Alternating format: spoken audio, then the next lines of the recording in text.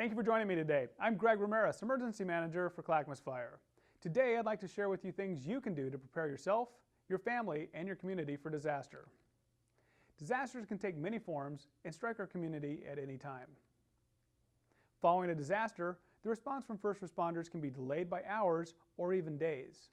Until help arrives, it will be up to each one of us to do what we can to care for ourselves, our families, and our neighbors. Okay, I believe most of us can appreciate the importance of being prepared for a disaster. Then why do so many of us fail to prepare? A national survey found there are several reasons people give for not being prepared. They include, it won't happen to me, the government has a plan, it's too expensive, and it's too time-consuming. Well, my goal is to help you to overcome these barriers and take steps to help your family be more disaster resilient. There are 4 keys to increasing your family's resilience to disaster. They are: be informed, make a plan, build a kit, and get involved. Let's take a closer look at each one of these points. You need to be familiar with the hazards common in your area. You need to know the designated evacuation routes for your community. You need to know the location of emergency shelters in your neighborhood. And before, during, and after a disaster, you need to monitor local news. You need to sign up for emergency alert and warning systems, commonly known as reverse 911. Another great way to stay informed and to get good information about disaster preparedness is to visit FEMA's ready.gov website. Your disaster plan should include a meeting place outside your home in the event of a disaster such as a home fire, and also a meeting place away from your home in case the disaster is localized to your neighborhood. Your church, your children in school make great meeting places. Making an emergency plan is just the first step. You should practice it at least twice a year. Describe to your family members a hypothetical event and tell them to follow the emergency plan. Practice gathering your emergency kit and important documents, communicating with one another, and meeting at the designated place. Afterwards, discuss the actions you took and how the plan would change in different types of emergencies.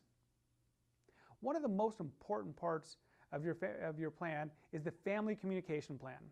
We all rely heavily on our cell phones to store the contact information of our friends and family. But what if your cell phone is dead or you lose it following a disaster? As part of your family's communication plan, place copies of your phone list in your disaster kit, wallet, purse, glove box, and kids' backpacks. Following a disaster, the phone system may become overburdened, making local cell phone communication challenging, if not impossible. While making a local call may be challenging, it may be possible to call a contact out of the area. Your family emergency communication plan should have the number of an out-of-area contact that everyone can check in with following a disaster. This simple preparedness tip will help coordinate family reunification and help us all feel better knowing the status of our family members. An important thing to remember is that texting may be a good communication strategy if initial attempts to reach your family fail. Okay, one of the most important parts of emergency preparedness is the kit itself. If you search for emergency preparedness kits online, you'll find dozens of types in a huge price range. I believe with a little bit of effort, you can construct an affordable kit yourself. You should have sufficient supplies to support your family's needs for at least 2 weeks. Now, that being said, your disaster supplies are of no use to you if they're not with you. Most of us spend as much as 25% of our time away from home. So, what my family does, and what I recommend we all do, is to keep a 72-hour kit in our car and make sure we have 2 weeks of food and water stored in our homes. Like I said at the outset of this presentation, I want to help you overcome the barriers to your family being more disaster resilient. The building of a disaster kit can be a huge barrier for most of us. Kits can be expensive to purchase and time-consuming to construct. My 2 biggest barriers were cost and time. I found that I can get many of the items for my kit in just one place, the dollar store, making it both convenient and cost affordable. I believe your kit should be affordable, portable, storable, maintainable, and convenient to assemble. The 72-hour kit you keep in your car should contain these essentials. Let's take a closer look at the first 2 items, food and water. The guideline for water is 1 gallon per person per day. That's for drinking, cooking, and personal hygiene. Now, when you do the math, that can add up to a lot of water. A family of 4 would need to store as much as 56 gallons. That, to most of us, is not convenient and not something that most of us would want to do. I suggest having a couple cases of water on hand as well as a water purification system. Food is another area. Purchasing specially prepackaged food can get expensive in a hurry. The price of freeze-dried food and MREs is prohibitive for me, and I bet for many of you as well.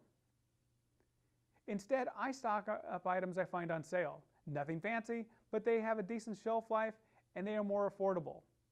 It's true, they do not have the same 6-year shelf life as MREs, so I donate my food stores to the local food bank just before the expiration date. I am able to stock enough food at a reasonable cost, and I do a good deed every couple years, and I help out people in need. I don't store canned food in my 72-hour kit, the 72-hour kit I keep in my car. The cans are far too heavy, and they take up a lot of room. Instead, I pack a variety of bars pictured here. The bars are calorie dense and have at least some semblance of nutrition. This is one of my favorite items. An emergency radio like the one pictured here will be invaluable if the power goes out. This radio features a hand crank, solar recharging, as well as battery operation. Perhaps one of the most valuable features is that it will recharge your cell phone. During the Hurricane Katrina relief effort, AM radio was the only means by which authorities had to communicate with citizens still left in the city. A simple thing like a radio can help keep you and your family informed when everything else fails. First aid kits are another item where you can spend a lot of money. Again, you can get most of the items listed above from the dollar store and save yourself a great deal of money. Okay, I really want to keep this simple and not make it seem as though I want you to create several different types of kits. However, I believe having a bug-out bag is a real necessity. The intent of the bug-out bag is to provide us with some basics should we need to leave our homes for any reason. There have been several events in the recent past which have resulted in citizens being displaced from their homes. The bug-out bag will provide the items necessary to help us be more comfortable should evacuation become necessary. The good news is this shouldn't cost much, if anything. Use an old gym bag or a piece of luggage and stock it with items that you have around the house. And don't forget your pets. Following a disaster, it will be necessary to care for them as well. Now, one way you can get involved in your community is to join a CERT team. CERT is made up of people from your community, just like you, who receive training that will help them take care of their family and their neighbors following a disaster. Lastly, we should look for ways to get involved. Help spread the preparedness message to your families, schools, place of worship, place of work, and around your neighborhood. Another way to stay engaged with me is to follow me on Facebook. You will find a wealth of information there about emergency preparedness. Remember, following a disaster, we will all be in this together. Thank you for joining me today. I'm Gregg Ramirez, Emergency Manager for Clackamas Fire.